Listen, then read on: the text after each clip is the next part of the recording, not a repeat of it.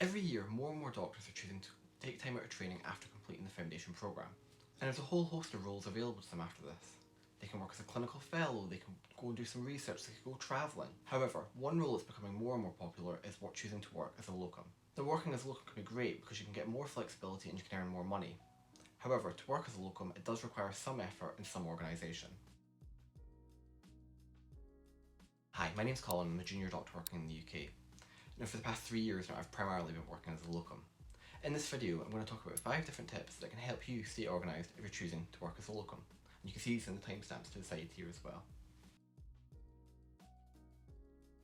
So, tip number 1, you're going to want to get on top of all your paperwork.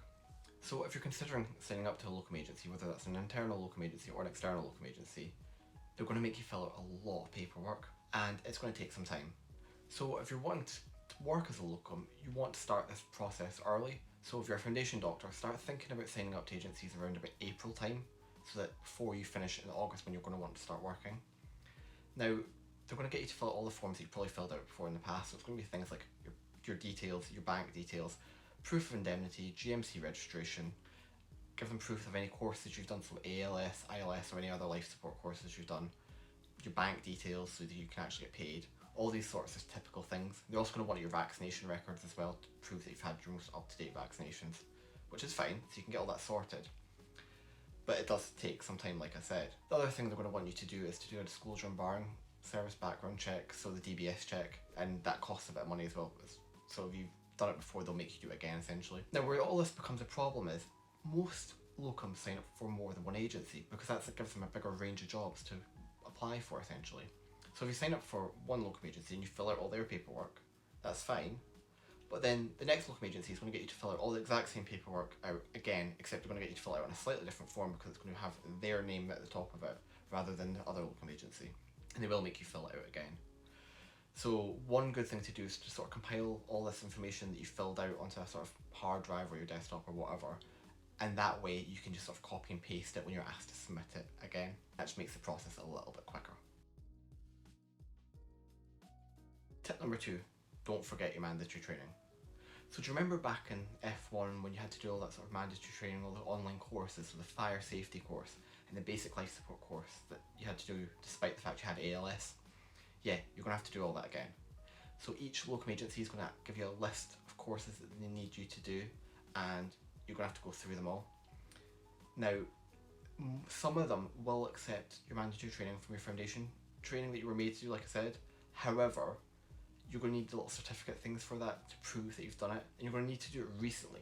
So one tip that I found is if you're coming towards the end of your foundation training, log back into those mandatory courses that you have access to and follow the list that the locum agency has given you, do them all again, and that way you can print off the certificate and it'll be up to date. Because the issue is, if you wait till you finish your foundation training and you try and do it afterwards, the locum agency is likely to charge you for the courses, and they can be quite expensive. Some of them are up to like £50, which is a bit ridiculous. So you're better doing it while you're in the foundation training programme because you have access to them for free, so just get it done and get out of the way early. The other issue is, like I said before, some locum agencies won't accept other locum agencies' mandatory training, so it's the same issue as before. You're going to have to do things twice if you sign up to more than one locum agency. So again, getting this sort of NHS version of it when you're there does help, and just keep hold of the certificates and make sure they're not going to run out anytime soon. Tip number 3, don't be that annoying doctor who spams their consultants with reference requests. So, when you decide to work as a locum, the locum agency is going to ask you for usually 2 references, and that sounds okay because you've been part of the foundation training programme, you've probably got an educational supervisor who'll give you a reference and one of your clinical supervisors, and that's absolutely fine. So you're thinking, reference, no problem. However, if you're signing up to multiple locum agencies, so say 3 for example, that's 2 references for each agency, so that's 6 references in total. And if you use the same 2 consultants to get 3 references, they're going to get a little bit annoyed, because basically what's going to happen is they're going to get spammed with requests from the locum agency to fill out a reference for you. And often they want it on their own sort of headed paper, so basically they'll have whatever locum agency at the top and then the list of questions as part of your reference. So they're going to have to fill it out 3 times. It's not like the consultant can just copy and paste it across. Well, they might be able to do that for some bits, but it's still a bit of a hassle. You're going to want to be a bit tactical about who you ask for a reference. So if you have 4 consultants you could potentially ask for a reference and you're going to sign up for 3 locum agencies, sort of divide it up, because the locum agency references aren't that in depth. You just need a basic bog standard reference that says you're okay to work as a doctor and you've been a good member of the team. Something simple, something that doesn't really matter too much, as long as it says you're fine to work as a doctor, basically. And you're going to want to save some of your references for when you do, if you are considering applying back into specialty training at some point soon, because those references are more detailed and you're going to want a pretty decent reference from the consultant. So that's going to involve a lot more work on their end. So if you're spamming them with references early on, they're going to be less inclined to do the main reference for when you apply to specialty training. So it's something to consider when you're signing up to locum agencies. Tip number 4, do I need an appraisal? Well, the short answer is yes, you do need an appraisal. But let's start from the beginning. What is an appraisal? So again, if you've been part of the foundation training program, at the end of each year, you'll have your ARCP, which is your sort of annual review of how you've been doing over the year, and it's where you present all your evidence to show that you've been a good doctor. Fine. And if you've got to the end of foundation training, you've passed that at least twice. So an appraisal is basically kind of like that. It's when you get to the end of the year and you show a bunch of evidence that suggests that you've been continuing to learn and continuing to progress as a doctor despite not being on a training program. So you're going to have to show things like CPD, so continuous professional development, so any courses you've attended, any online learning you've done over the year. You're also going to want to get things like feedback from other staff in the ward to show that you've been a good team member and a good person to work with. And basically any sort of achievements you've got throughout the year, so have you done a quality improvement project, have you got something published, all these things, you sort of compile them together and someone looks through it all and goes, yep, you're good to continue working as a doctor, we have no concerns about you.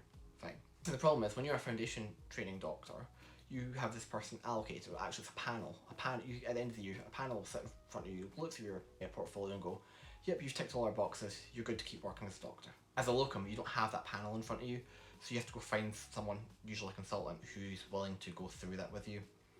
Now, the problem with working as a locum is you're not allocated a person, so locum agencies often make you pay for that appraisal process.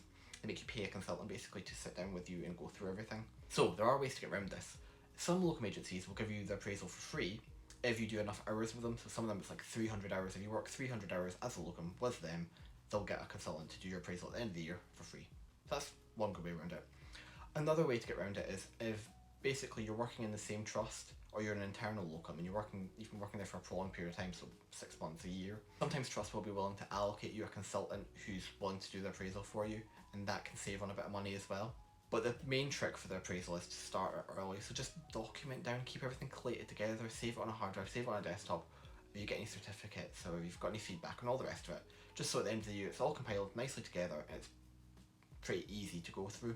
Now there's a form that you need for most appraisals, and most consultants using the appraisal will use this form, and I'll put it up here in this video so you can see what it is. It's a MAG something form, can't quite remember the name, I'll put it up. But yeah, it's pretty self-explanatory, you just go through it all, it's kind of like a CV to be honest, and you just discuss what you've done in the year and what achievements you've got. It's fine, but you're going to want to make sure you start this early and see if you can get around paying for it, because it can be quite expensive. It can be up to like £350 to get a consultant to do the appraisal for you. Now moving on to tip number 5, and the final tip. Make sure you're getting paid correctly. Now, working as a locum can make pay a bit complicated. So as a foundation doctor, you're basically getting roughly the same amount of money each month. Yes, if you move specialties, you get a slight difference in your pay, but for those 4 months, it's going to be the same. Working as a locum, you're paid by the hour. So if you do different numbers of hours each month, you're going to get paid differently each month. And if you move departments or you move hospitals, that can impact it as well. So the first thing to say is make sure your locum agency that you're working with has got your correct bank details. The last thing you want to do is not be paid correctly because they've not got your details, so you're not getting paid at all. The other thing to consider is you're responsible for submitting your timesheets. So your timesheets are basically a record of what shifts you've worked, and you usually get them signed by consultant at the end of the shift. And depending on which agency you're with or the trust you're working in, you may get paid weekly or you may get paid monthly. But either way, you need to make sure those timesheets are submitted in order for you to get paid. Now, one recommendation I would have is, yes, it's okay to submit the timesheets, but also keep a record of the hours and days that you're working on. And I keep it on a sort of Google Calendar, and you can see that here. It just makes it a bit easier to make sure that you've got track of what shifts you've worked and how much money you should be getting at the end of the month, for example. Because often, just because of paperwork and things, you may have a shift missed out, or you may have a couple hours missed out here, or something may happen and you might not get paid correctly. So if that's the case, it's quite simple to fix. You can just be like, I've worked this shift, I can see it's missing from my pay. Are you able to add it to my next pay slip, or are you able to give me the money for that now, or what's happened there, is there anything, have I not filled out the form correctly? These little things, and they're easily fixed, but it's just important to make sure that you're actually getting paid correctly. And whilst I appreciate as a locum you're probably earning a lot more than you did as a foundation trainee, and that's very true obviously, but you still deserve to be paid correctly, so just make sure you're on top of that, because no one's going to chase this up for you. It's kind of down to you, and you're responsible for, well, a lot of stuff you're now responsible for on your own that normally the foundation training program might give you a bit of support with. So it's just good to keep on top of these things. Hopefully you found this video useful. If you have, please give this video a like and subscribe to my channel. Thanks.